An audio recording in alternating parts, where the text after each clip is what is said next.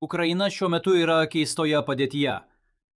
Vakaruose karingai nusiteikę žmonės visi sutelkia dėmesį į žalą padarytą Rusijos naftos perdirbimo gamykloms ir Wildberries logistikos centrams. Ir žinoma, Kijevo gyventojai su nekantrumu laukia, kas toliau nutiks su tais objektais, tačiau jie turi aktualesnių rūpesčių. Rusijos balistinės raketos. Jos krinta didžiuliu tempu, kelis kartus per savaitę, su didesnėmis bangomis ir vis augančių aukų skaičiumi. Todėl kitas Ukrainos prioritetas yra rasti sprendimą šiai grėsmingai problemai.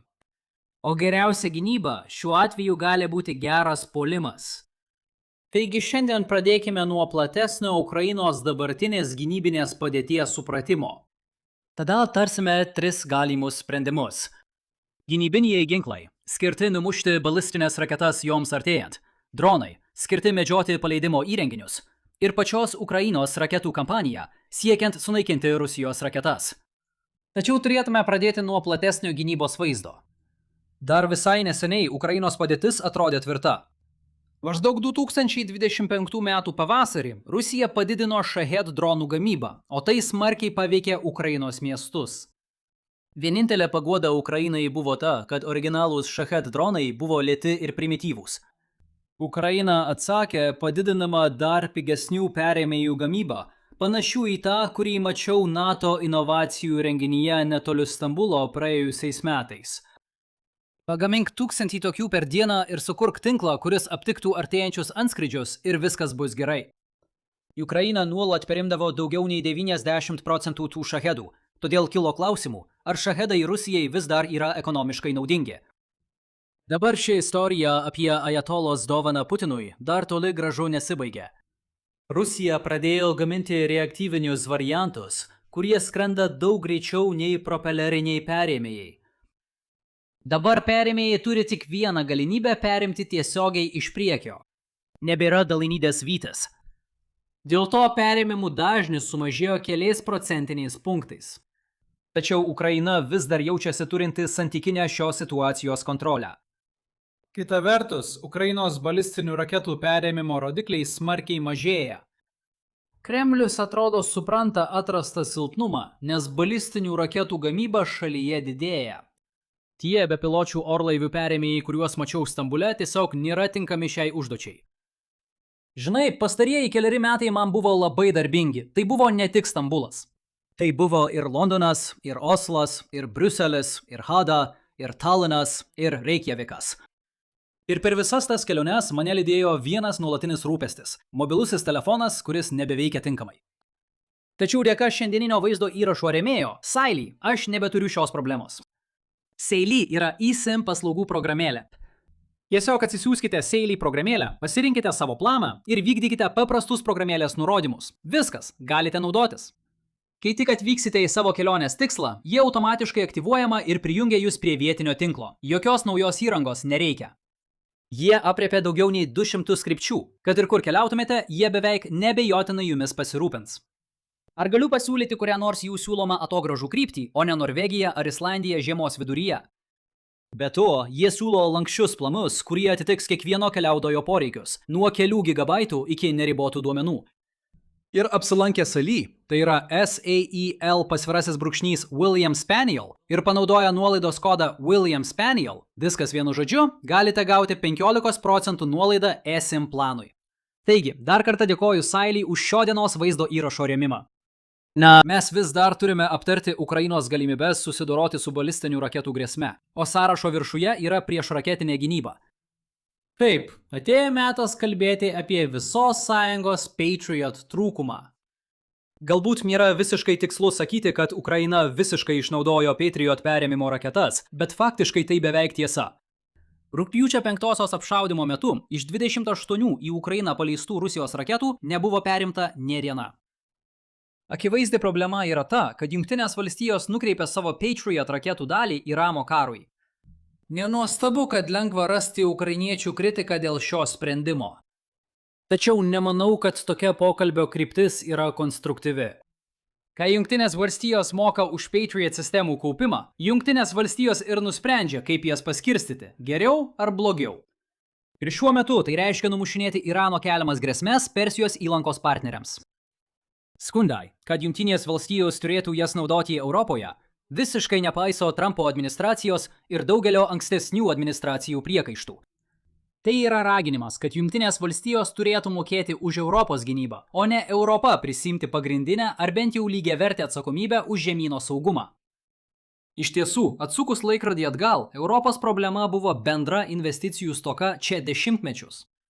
Prieš karą tik Lenkija, Rumunija ir Švedija rimtai kaupė Patriot sistemas ir net tada jų kiekiai galėjo padengti tik vidutinės trukmės susirėmimus.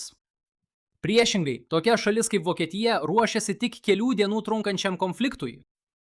Tokį planavimą galiu apibūdinti tik kaip strateginę klaidą. Net jei suprantate, kad dauguma konfliktų praktiškai būna trumpi, jei ruošiatės kovoti tik trumpą laiką, jūsų priešininkas tai lengvai pastebės, prailgins konfliktą iki vidutinės trukmės ir tada paliks jūs be gynybos. Gera žinia ta, kad tarp Europos lyderių pasikeitė požiūris. Gynybos išlaidų didinimas dabar tapo madingas tarp didžiosios daugumos NATO narių. Dabar Patriot sistemų paklausa atrodo begalinė. Kad suprastumėte mastą, 2024 metais Lockheed Martin pagamino 2000 PAC-3 perėmėją maždaug po 8 metų nuo gamybos pradžios. Esant tokiai neribotai paklausai, Lockheed Martin planuoja pagaminti 750 perėmėjų 2027 metais ir išplėsti gamybą iki 2000 vienetų 2030 metais. Toks gamybos lygis visada buvo įmanomas.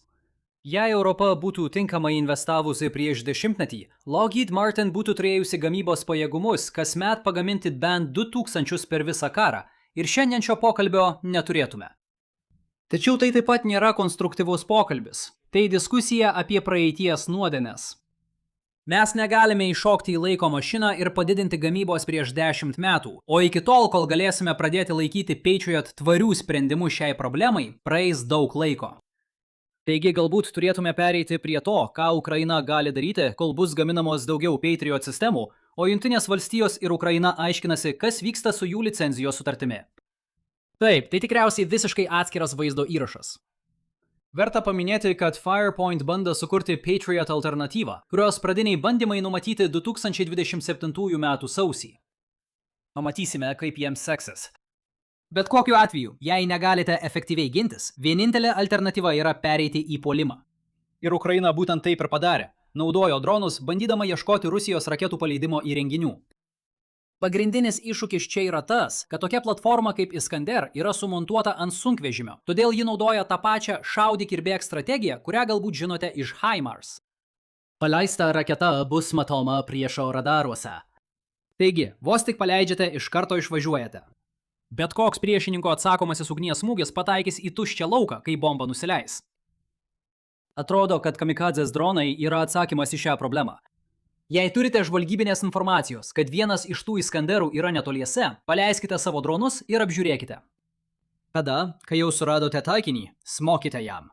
Ukraina ne kartą veikia pagal šį modelį.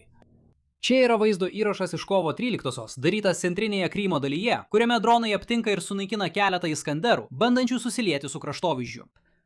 O čia dar viena smūgių serija kovo 24-ąją prieš kitokio tipo balistinių raketų sistemą. 3 iš jų išvažiavo ramiai pasivažinėti vakare. Tačiau Ukrainos dronai juos susekė ir galite patys suprasti, kas nutiko po to, kai šios vaizdo medžiagos nutrūko. Svarbiausias dalykas čia yra tas, kad Ukrainai reikia tam tikro lygio oro viršenybės, kad sekimas ir smūgiavimas būtų veiksmingi. Nors tiesa, kad Rusijos oro gynyba yra silpna ir atrodo, lyg jos visai nebūtų, atakos prieš naftos perdirbimo gamyklą ir Wildberry yra klaidinančios. Rusijos oro gynyba yra išsekusi, o Ukraina laimi tuos mūšius dėl kiekybinės persvaros. Didelė problema Ukrainai kyla tada, jei Rusija pradeda traukti savo mobiliasias paleidimo sistemas toliau į užnugarį. Iskander raketos turėtų turėti 500 km nuotolį. Tai yra didžiausias leistinas atstumas pagal dabar jau nebegaliojančią vidutinio nuotolio branduolinių pajėgų sutartį. Rusija dažnai leidžia jas iš pasienio Briansko ir Kursko sričių, todėl jų nuotolio visiškai pakanka smogti Kyjivui. Tačiau Jungtinės valstijos visada nerimavo, kad Rusija slapta kuria ilgesnio nuotolio modelius. Ukraina teigia, kad vienas iš tokių jau yra naudojamas, o nuotolį visada galima padidinti, sumažinus naudingąją apkrovą.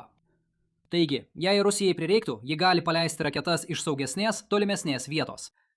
Sprogimas galbūt bus mažesnis, bet tai Ukrainai bus menka paguoda.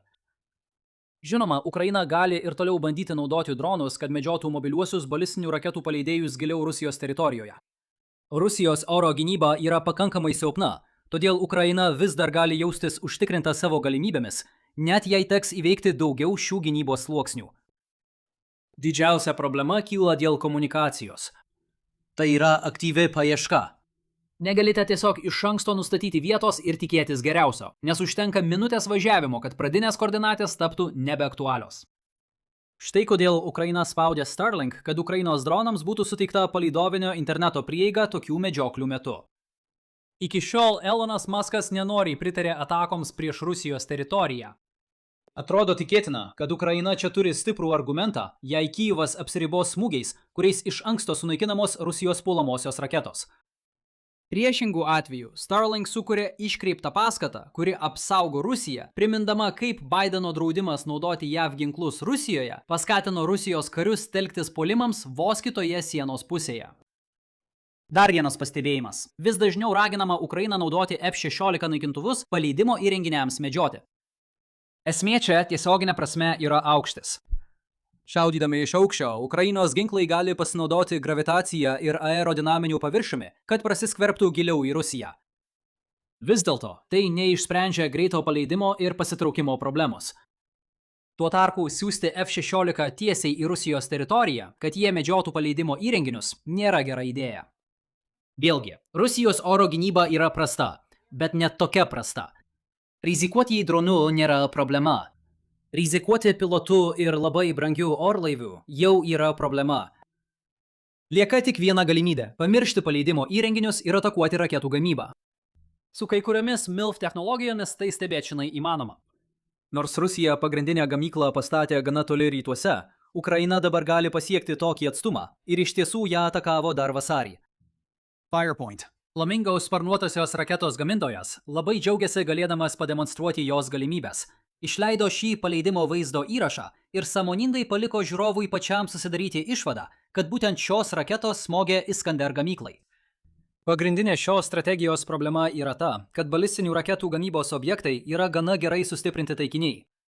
Tai nėra bunkeriai, bet taip pat nėra ir tiesiog lauke stovinčios transporto priemonės. Jie yra pastatų viduje ir norint pasiekti numatytą taikinį, reikia pažeisti pastato konstrukciją. Flamingo tai gali padaryti, bet tai nėra lengva. Ir tai tampa dar sunkiau, nes skirtingai nei naftos perdirbimo gamykla ar Wildberries paskirstymo centras, jie nėra tokie degus. Ukrainai lieka klausimas, ar taikyti saugomą objektą yra geriau nei alternatyva. Karo metu planavimas kartais reiškia artimos problemos ignoravimą, siekiant ilgalaikio tikslo, kuris galiausiai sumažins jūsų patiriamus sunkumus. Pritaikius tai čia žinoma, galbūt galėtumėte sunaikinti Iskander gamybą. Bet kas tada? Karas tęsiasi. Galbūt Kyjivo gyventojai nebeeis miegoti kiekvieną naktį bijodami, bet ukrainiečiai rytuose vis tiek patirs nuostolių. O kas jei vietoj to panaudotum gaminamus flamingus, kad smogtum politiškai jautriam taikiniui? Ir tada tai kartotum vėl ir vėl ir vėl? Ar tai sukuria pakankamai politinio spaudimo Kremliui, kad jis svarstytų galimybę dėrėtis dėl susitarimo?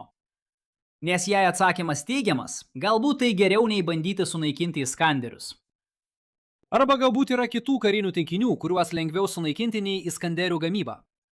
Nors tai mažai paguos tuos, kurie gyvena Kyjive, pasikartojančios balistinių raketų atakos prieš miestą nekelia pavojaus kariniai situacijai fronte.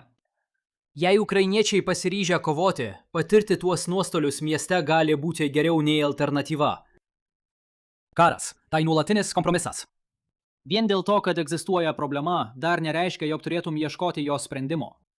Yra dešimtys kitų problemų, todėl reikia nustatyti prioritetus situacijoje. Taigi, kokias pagrindinės mintis šiandien išsinešame? Ukrainos gynyba nuo tolimojo nuotolio smūgių šiuo metu yra nevienoda. Rusijos dronai kontroliuojami, tačiau raketos daro vis didesnę žalą. Vien tik gynybinis sprendimas šiai problemai šiuo metu nėra įmanomas dėl Europos pirkimų stokos ir pačių Jungtinių valstijų veiksmų Irane. Dronai iš dalies sprendžia problemą medžiodami paleidimo įrenginius, nors jiems gali tekti prasiskverbti giliau į Rusiją, kad tinkamai atliktų užduotį. Galiausiai, Ukraina taip pat bandė smogti pačiai raketų gamybai, tačiau dėl didelių atstumų ir geriau apsaugotų taikinių, Ukrainai nepavyko pasiekti didesnės sėkmės šioje srityje. Dar kartą dėkoju Seiliai už šio dienos vaizdo įrašo rėmimą. Eikite į seiliai.com/William Spaniel ir naudokite nuolaidos kodą William Spaniel, kad gautumėte 15% nuolaidą eSIM duomenų planui. Jei jums patiko šiandienos vaizdo įrašas, prašau spauskite patinka, pasidalinkite ir prenumeruokite. Ir pasimatysime rytoj. Saugokitės.